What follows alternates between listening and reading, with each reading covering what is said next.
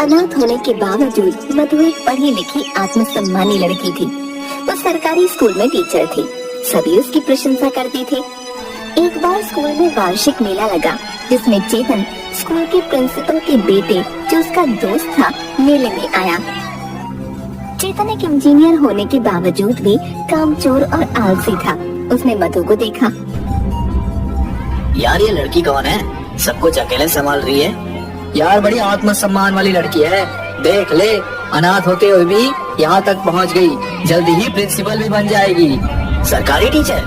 वाह, ऐसी लड़की से शादी हो जाए तो क्या कहना। घर आकर चेतन ने मधु के बारे में अपनी माँ को बताया। माँ ने चेतन की बात चलाई। प्रिंसिपल के बेटे की मध्यस्थता के कारण ये शादी पक्की हो गई। मधु की सहेलियां उसे चिढ़ाती हुए बोली, क्या मधु, तो ये तेरे सपनों का राजकुमार है? तू तो कहती थी किसी ऐसे वैसे से शादी नहीं करेगी। ये इंजीनियर है, अब इसके साथ में अपनी दुनिया बसाऊंगी। तुम सब मुझे दुआएं दो। मैंने लड़के से बात की है, उसे कुछ भी नहीं चाहिए, सिर्फ एक अच्छी लड़की के सिवा। सादगी से शादी कराकर चेतन मधु को घर ले आता है। मधु इंजीनियर की पत्नी बनकर बहुत खुश होती है। शादी के अगले दिन चेतन की माँ उसे जगाते हुए कहती है, चेतन देख, अब घर में बहू आ गई है बेटा। अब अपने लिए अच्छी सी नौकरी ढूंढ ले। इस तरह घर में पड़ा रहना अच्छी बात नहीं है। बेचारी क्या सोचेगी। अरे माँ, इसलिए तो बिना दहेज लिए उस अनाथ से शादी करी है, वरना क्या मुझे लड़कियों की कमी थी? मेरे से नौकरी वोकरी नहीं होती माँ, अब तो मधु ही नौकरी करेगी। हे भगवान, कैसा बेटा दिया है, बिल्कुल अपने बाप पर गया है। समझ नहीं आता बहू इसके साथ जीवन कैसे बिताएगी। माँ के ताने सुनकर चेतन अपने कमरे में आ जाता है, जहाँ मधु उसका इंतजार कर रही होती है। मधु उससे पूछती है, सुनिए, मेरी सहेली का फोन आया था। वो मुझसे पूछ रही थी कि आप किस कंपनी में इंजीनियर हैं। मुझे तो आपकी कंपनी का नाम ही नहीं पता।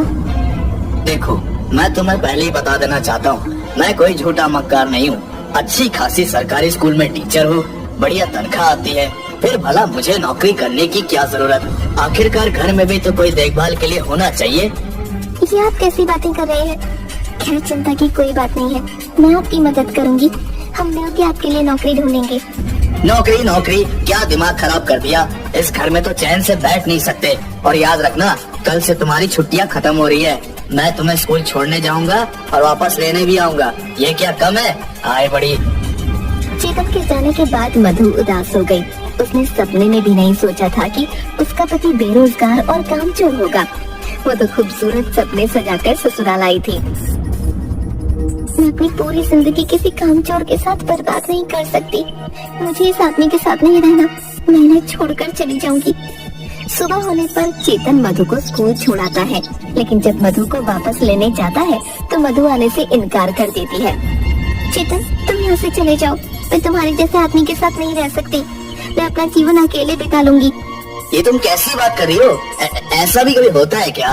मैं तो मजाक कर रहा था। जल्दी ही मुझे नौकरी मिल जाएगी डार्लिंग, मैं कोशिश कर रहा हूँ। चलो घर चलो। झूठ बोलकर चेतन मधु को घर तो ले आता है और कुछ कंपनियों में उसके सामने ही एप्लीकेशन भी भेज देता है, पर उसका दिमाग काफी परेशान हो जाता है। वो अपने दोस्तों से इस बात की चर्चा करता है।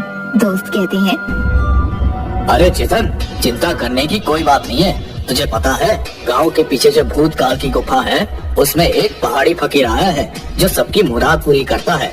चल उनसे मिलते हैं, वही कोई रास्ता बताएंगे। हाँ, मंगलू सही कह रहा है। मेरे भाई के घर भी ऐसी ही परेशानी हुई थी। उसने मेरी भाभी को ऐसी जड़ी बूटी पिला दी कि अब तक वो भाई की सारी बात मानती है। चेतन हरिया और मंगलू के साथ पहाड़ी फकीर के पास जाता है। पहाड़ी फकीर उसे देखकर जोर से चिल्लाते हैं, आ गया बच्चा, तेरा इंतजार कर रहा था। काफी दुखी लग रहा है, चिंता मत कर, सब ठीक हो जाएगा। बाबा के कमंडल में अपनी अंगूठी डाल दे और अपनी समस्या बता। धन्य हो बाबा, आपको कैसे पता चला कि मैं बहुत दुखी हूँ?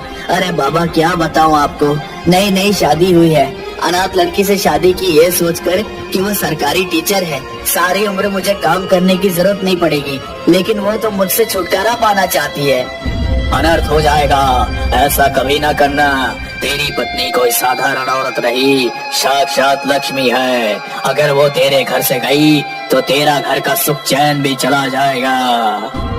लेकिन बाबा, वो तो रुकने को तैयार नहीं। एक ही रट लगाई है कि अगर तूने नौकरी नहीं की तो मैं यहाँ नहीं रहूंगी। हर घड़ी मुझसे नौकरी करने को कहती है। तो ये बात है, अपनी घड़ी कमंडल में डाल और बाहर जाकर मेरी चौखट की मिट्टी उठा ले। घर जाकर उसमें टमाटर मिला लेना और अपनी पत्नी के चेहरे पे लगाना। तेरी समस्या ठीक हो जाएगी। अगर उसका चेहरा खूबसूरत हो गया तो सब ठीक है, और अगर उसके चेहरे पर कोई मुसीबत आई तो तेरी बर्बादी निश्चित है। चल जा, अब बाबा का ध्यान का समय है। चेतन अपने दोस्तों के साथ पहाड़ी फकीर की चौखट की मिट्टी लेकर घर चला जाता है और फिर मिट्टी में टमाटर का रस मिलाकर मधु के पास आता है। मधु, बहुत थकी हुई लग रही हो। ये देखो, तुम्हारे लिए दिल्ली से फेस पैक मंगाया है। एक बार इसे चेहरे पर लगा कर तो देखो, सारी थकान दूर हो जाएगी। तुम कहती हो मैं तुम्हारा ध्यान नहीं रखता। ये ध्यान नहीं रखता तो क्या है? देखो चेतन, अगर तुमने नौकरी नहीं करी तो तुम मुझे इस घर में नहीं रोक पाओगे। तुम्हारा कोई फेस पैक काम नहीं आएगा। मधु मुंह धोने के बाद शीशे में अपना चेहरा देखती है। हे भगवान, ये क्या हो गया? मेरे पूरे चेहरे पर दाने ही दाने हो गए। हे भगवान, चेतन तुम मुझसे बदला लेना चाहते थे, अब मैं यहाँ नहीं रह सकती। ये तो किसी चीज की एलर्जी लगती है। दूसरी तरफ शीला बहू का चेहरा देखकर बहुत परेशान हो जाती है और बहू से कहती है, अरे मधु, तेरे खूबसूरत चेहरे पर ये क्या हो गया बेटा? लगता है किसी की बुरी नजर लग गई है। सुना है कोई पहाड़ी फकीर आए हैं जो सबकी मुसीबत दूर कर देते हैं। मेरी भाभी की बहू को भी नजर लग गई थी तो उन्होंने ही उतारी। मधु अपनी सास शीला के साथ पहाड़ी फकीर के पास पहुंचती है। महाराज, हम आपकी शरण में आए हैं। देखिए ना, मेरी बहू को न जाने किसकी नजर लग गई। इसका चेहरा रातों रात दानों से भर गया है। तुम बाहर जाओ माँ जी, मैं तुम्हारी बहू से अकेले में बात करना चाहता हूँ। शीला बाहर चली जाती है और पहाड़ी फकीर मधु से कहते हैं,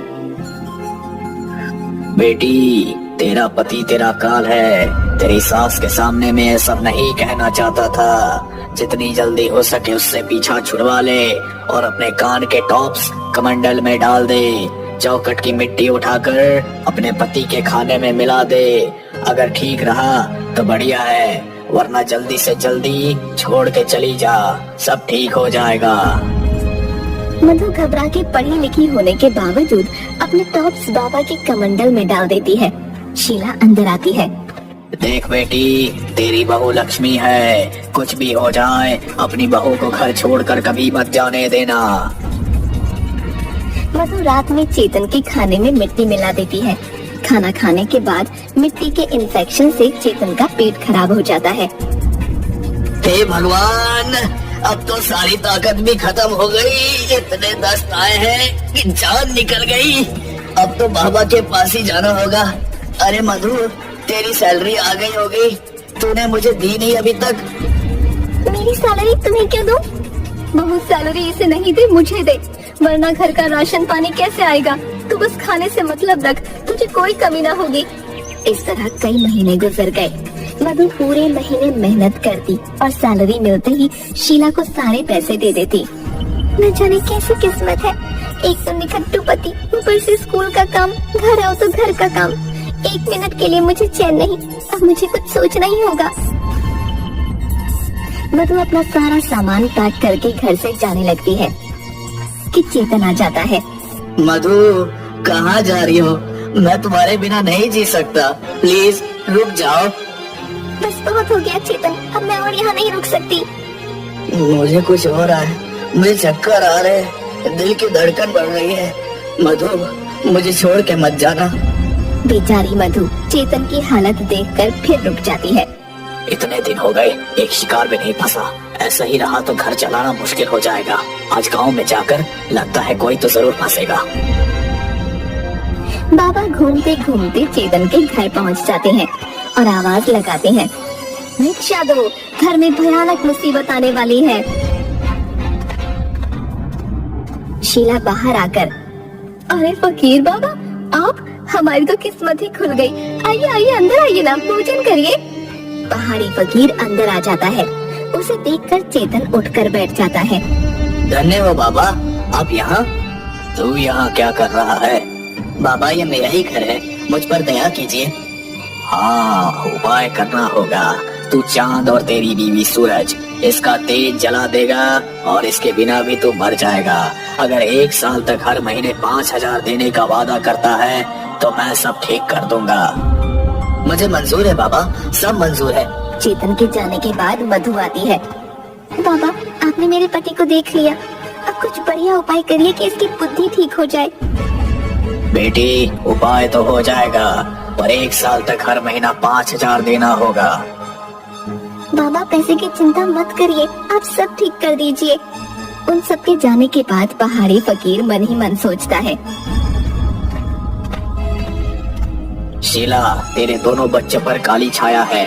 मुझे अनुष्ठान करना होगा, वरना सब बर्बाद हो जाएगा। नहीं नहीं बाबा, आप अनुष्ठान कीजिए। पर उसमें बहुत खर्चा होगा, सोच ले।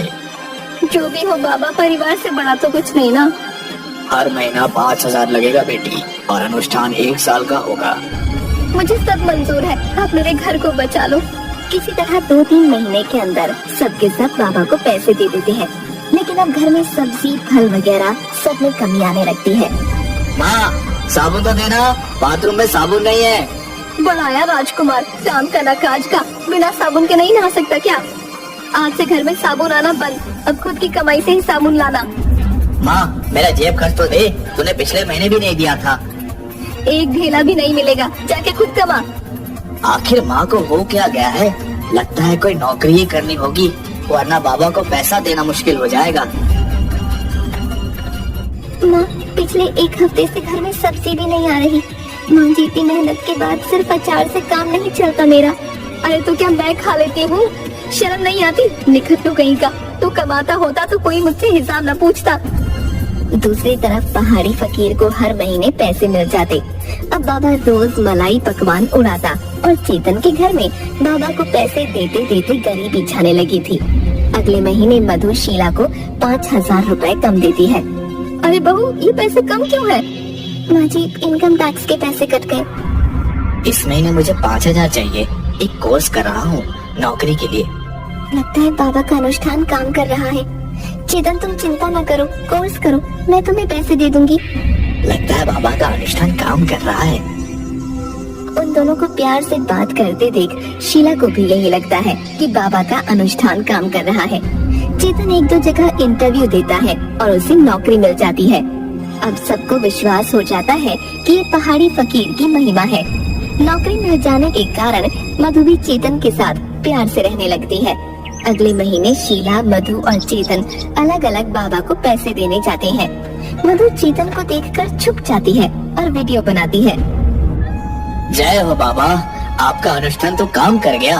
ये लीजिए आपके 5,000, बस अपना काम पूरा कर दीजिए। कोई चिंता की बात नहीं, सब हो जाएगा।